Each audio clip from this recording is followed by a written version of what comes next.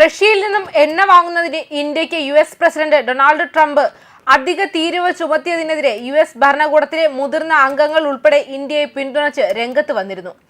എന്തുകൊണ്ടാണ് ഇന്ത്യക്ക് മേൽ ഇത്രയധികം ഉപരോധം ഏർപ്പെടുത്തുന്നത് എന്ന കാര്യം ഇപ്പോഴും അവ്യക്തമാണ്. യുഎസിലെ ട്രംപ് ഭരണകൂടത്തിലെ മുതിർന്ന അംഗങ്ങൾ, ഉദാഹരണത്തിന് ട്രഷറി സെക്രട്ടറി സ്കോട്ട് ബെസന്റ്, ഒപ്പം വ്യാപാര ഉപദേഷ്ടാവ് പീറ്റർ നവാരോ, റഷ്യയിൽ നിന്നും എണ്ണയും പ്രതിരോധ ഉപകരണങ്ങളും വാങ്ങിയതിന് ഓഗസ്റ്റ് 27 മുതൽ പ്രവർത്തനക്ഷമമാകുന്നതിന് 25% അധിക തീരുവ പിഴ ചുമത്തുന്നതിനൊപ്പം യുഎസിലേക്കുള്ള ഇന്ത്യൻ കയറ്റുമതിക്ക് 25% തീരുവ ചുമത്താനുള്ള ട്രംപിന്റെ തീരുമാനത്തെ തുടർന്ന് ഇന്ത്യ യുഎസ് ബന്ധത്തിൽ ഉടലെടുത്ത സംഘർഷങ്ങൾ കൂടുതൽ വഷളാക്കുന്ന പ്രസ്താവനകൾ നടത്തിക്കൊണ്ടിരിക്കുകയാണ്. ഇന്ത്യയുടെ എണ്ണ വാങ്ങലുകൾ റഷ്യയ്ക്ക് യുദ്ധം തുടരാൻ ആവശ്യമായ വരുമാനം നൽകുന്നതായി കരുതപ്പെടുന്നതിനാൽ റഷ്യ ഉക്രൈനിയക്കാരെ തുടർച്ചയായി കൊല്ലുന്നതിന് ഇന്ത്യ ഉത്തരവാദിയാണെന്ന് ഇരുവരും ആരോപിക്കുന്നു. സംഘർഷം അവസാനിപ്പിക്കാനുള്ള ട്രംപിന്റെ ശ്രമങ്ങളെ ഇത് തടസ്സപ്പെടുത്തുന്നുവെന്ന് അവർ വാദിക്കുകയും ചെയ്യുന്നു. രക്തച്ചൊരിച്ചിൽ അവസാനിപ്പിക്കാനുള്ള വഴി ന്യൂഡൽഹിയിലൂടെയാണെന്ന് നവാരോ വിശ്വസിക്കുന്ന ഒരു ഘട്ടത്തിലും എത്തി. എന്നാൽ ഉക്രൈനിലെ സംഘർഷവുമായി ഇന്ത്യക്ക് യാതൊരു ബന്ധവുമില്ല. റഷ്യക്കെതിരെ പടിഞ്ഞാറൻ രാജ്യങ്ങൾ നടത്തിവരുന്ന ഒരു നിഴൽ യുദ്ധമാണിത്. ഒരു പോംവഴിയായി ഇന്ത്യ സംഭാഷണവും നയതന്ത്രവും വാദിക്കുകയും ആവശ്യപ്പെട്ടാൽ സഹായിക്കാൻ സന്നദ്ധത പ്രകടിപ്പിക്കുകയും ചെയ്തിട്ടുണ്ട്. റഷ്യയെ തന്ത്രപരമായി പരാജയപ്പെടുത്തുക എന്ന ലക്ഷ്യത്തോടെ പടിഞ്ഞാറൻ രാജ്യങ്ങൾ ഉക്രൈന് വൻതോതിൽ ആയുധങ്ങളും ഫണ്ടുകളും നൽകിയിട്ടുണ്ട്. ഈ ലക്ഷ്യം പരാജയപ്പെട്ടിട്ടുണ്ടെങ്കിൽ ഇപ്പോൾ റഷ്യയുടെ പ്രതിരോധ ശേഷിയുടെ മുന്നിൽ പടിഞ്ഞാറൻ രാജ്യങ്ങൾ തന്നെ തന്ത്രപരമായി പരാജയപ്പെടുത്തുമെന്ന് പ്രതീക്ഷിക്കുകയാണെങ്കിൽ കുറ്റം ഇന്ത്യയുടെ മേൽ ചുമത്താനാണ് ശ്രമം. ഇന്ത്യ ആവശ്യത്തിലധികം എണ്ണ റഷ്യയിൽ നിന്ന് ഇറക്കുമതി ചെയ്യുന്നുണ്ടെന്ന് നവാരോ പറയുന്നു.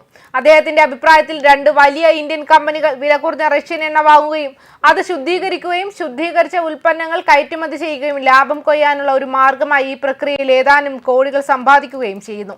റഷ്യയുടെ എണ്ണ വരുമാനത്തിൽ കുറവ് വരുത്തുന്നതിനായി അമേരിക്കയും യൂറോപ്പും വിലപരിധി നിശ്ചയിച്ചു. അതേസമയം ആഗോള എണ്ണ വിപണിയിൽ സ്ഥിരത നിലനിർത്തുന്നതിനായി ലഭ്യത ഉറപ്പാക്കിയെന്നാണ് വസ്തുത. ഈ ലക്ഷ്യം മുൻനിർത്തിയാണ് റഷ്യയിൽ നിന്ന് എണ്ണ വാങ്ങാൻ യുഎസ് ഉപദേശിച്ചതെന്ന് ഇന്ത്യ ഔദ്യോഗികമായി പ്രസ്താവിച്ചത്. ട്രംപ് ഭരണകൂടം പോലും ഇന്ത്യ റഷ്യ എണ്ണ വാങ്ങുന്ന വിഷയം ഒരിക്കലും ഔദ്യോഗികമായി ഉന്നയിച്ചിട്ടില്ലെന്നും എന്നാൽ അങ്ങനെ ചെയ്തതിന് ഇന്ത്യക്ക് 25% താരിഫ് പിഴ പ്രഖ്യാപിക്കാൻ മുന്നോട്ട് പോയെന്നും ഇന്ത്യയുടെ വിദേശകാര്യമന്ത്രി എസ് ജയശങ്കർ അടുത്തിടെ വ്യക്തമാക്കി. ഇന്ത്യ ഒരു രാജ്യത്തിന്റെയും കഴുത്തിൽ ശുദ്ധീകരിച്ച ഉൽപ്പന്നങ്ങളുടെ വിൽപ്പന അടിച്ചേൽപ്പിച്ചിട്ടില്ല. ജയശങ്കറും ഈ കാര്യം ചൂണ്ടിക്കാണിച്ചിട്ടുണ്ട്. ഇന്ത്യയിൽ നിന്നുള്ള ശുദ്ധീകരിച്ച ഉൽപ്പന്നങ്ങളുടെ ഏറ്റവും വലിയ വാങ്ങുന്നവർ യൂറോപ്പായിരുന്നു. യുഎസ് കമ്പനികളും ഈ വ്യാപാരത്തിൽ സജീവമായി പങ്കെടുക്കുകയും അതിൽ നിന്ന് ലാഭം നേടുകയും ചെയ്തിട്ടുണ്ട്. വളരെ വില കുറഞ്ഞ റഷ്യൻ വാതകത്തിന് പകരം അമേരിക്കൻ LNG വാങ്ങാൻ യൂറോപ്പിനെ നിർബന്ധിച്ചത് അമേരിക്കയാണ്. അതുകൊണ്ടാണ് നോർഡ് സ്ട്രീം പൈപ്പ് ലൈൻ പൊട്ടിത്തെറിച്ചത്. നിർണായകമായ അടിസ്ഥാന സൗകര്യങ്ങൾ ലക്ഷ്യമിടുന്നതിനെതിരെ അന്താരാഷ്ട്ര ധാരണ ഉണ്ടാക്കണമെന്ന പാശ്ചാത്യവാദത്തെ സൗകര്യപൂർവ്വം മാറ്റിവെച്ചു. ഇപ്പോൾ US-EU താരിഫ് കരാറിന്റെ ചട്ടക്കൂടിൽ കുറഞ്ഞ താരിഫ് പ്രയോഗിക്കുന്നതിനുള്ള ഒരു വ്യവസ്ഥയായി അടുത്ത 3 വർഷത്തിനുള്ളിൽ $750 ബില്യൺ അമേരിക്കൻ LNG വാങ്ങാൻ അമേരിക്ക യൂറോപ്പിനെ നിർബന്ധിച്ചിരുന്നു.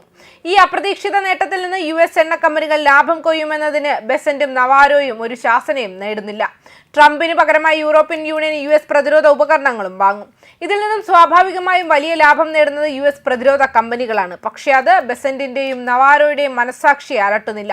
യുദ്ധക്കളത്തിൽ കൊലപാതകങ്ങൾ തുടരുന്നത് നേരിട്ട് ഉത്തരവാദിയല്ലെന്ന് നടിക്കാൻ US-ന് കഴിയുന്നതിന് ഉക്രൈന് കൈമാറുന്നതിനായി $90 ബില്യൺ ആയുധങ്ങൾ യൂറോപ്പിന് നൽകാനും ട്രംപ് സമ്മതിച്ചിട്ടുണ്ട്. യഥാർത്ഥത്തിൽ റഷ്യയിൽ നിന്നുള്ള എണ്ണ വാങ്ങലിൽ ഇന്ത്യക്ക് മേൽ അമേരിക്കയുടെ സമ്മർദ്ദം അനാവശ്യവും വിവേചനവുപരമാണ്. ഇന്ത്യ അതിന് വഴങ്ങുന്നില്ല എന്നത് ന്യായമാണ്. ന്യൂസ് ഡെസ്ക് കർമ്മ ന്യൂസ്.